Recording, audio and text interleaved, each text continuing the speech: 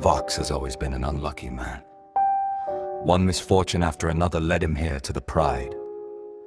Ring of Hell to Pentagram City, to his seat as the CEO of Voxstick, and most agonizingly to Valentino's bed. The moth sinner has his face buried into Vox's bare chest, long fingers dancing across the smooth flesh of his soft white underbelly. Vox sits up in the bed, one blue claw-tipped hand twirling an antenna absent-mindedly as his flat screen is turned away. Facing the large window of the penthouse, watching the red lights dim and flare below them. The bustle of sinners throwing their savings onto counters, clamoring for the next taste of modern technology, anything Vox has to offer. They all want a piece of him, and it is never enough. No amount of whiskey-driven sex with Valentino will satisfy him. No amount of hands grabbing at his waist, red saliva filling his mouth, or static-inducing climaxes will make him feel complete. Something is empty, unfulfilled. That is the feeling that staring out of skyscraper warlords brings, looking down onto red sidewalk with the sinners and overlords and imps below, searching, inspirally searching for him.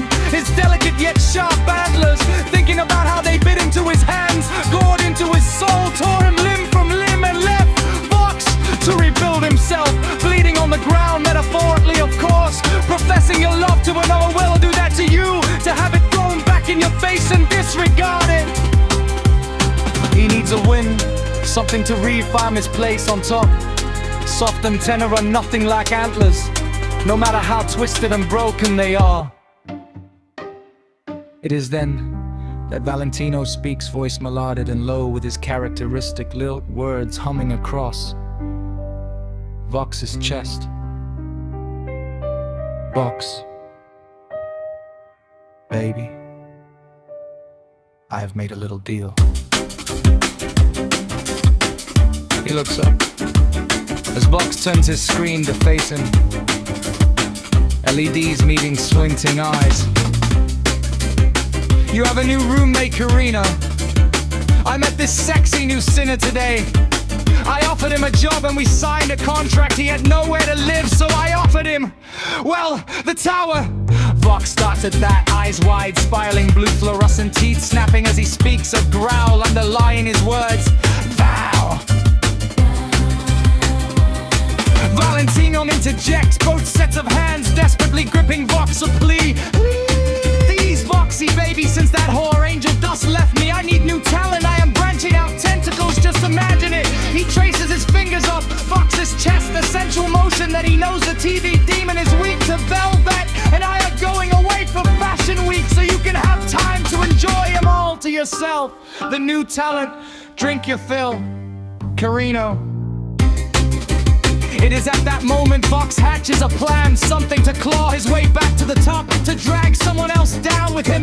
Tentacles and all, kick them bleeding to the floor. You're lucky he sounds interesting, Val. And if you fucked up, he leaves the threat hang heavy in the air, between them unexplained but understood. The new roommate moved in quickly, tall, spindly, in a way that most of the sinners are clad in a black suit and red tie that emphasized the pallor of his skin, the blank whiteness of his face. He seemed grossly ordinary, walked in at first with a gentle step in formal shoes and an almost bored, apathetic gait. That was until he spoke, the plain mask of his features splitting in two, revealing a wet, red mouth, long, sharp rows of teeth. He called himself Slender Man in a soft walk that comes, he waved a liftable grin. It wasn't perfect, he wasn't him, wasn't a laster, but Vox could work with it, experiment, get his revenge. So he worked over the week, kept himself aloof and then spin himself into work, spending countless hours at the office, only to return back to the tower, disheveled and exhausted, shirt partly unbuttoned, tie undone, glass of whiskey in hand. He spared glances, sensual ones. The other sinner didn't have eyes, but that didn't matter.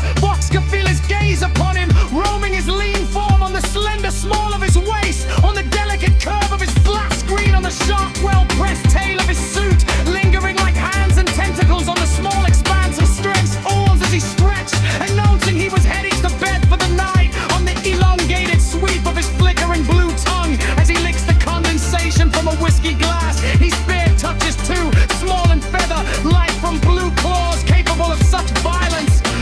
is a man capable of great anger, of irrational fits of hatred, but he is a businessman too, one capable of creating an image and selling that to desperate fans. So as the week draws to a close, Fox is Slender Man exactly where he wants him.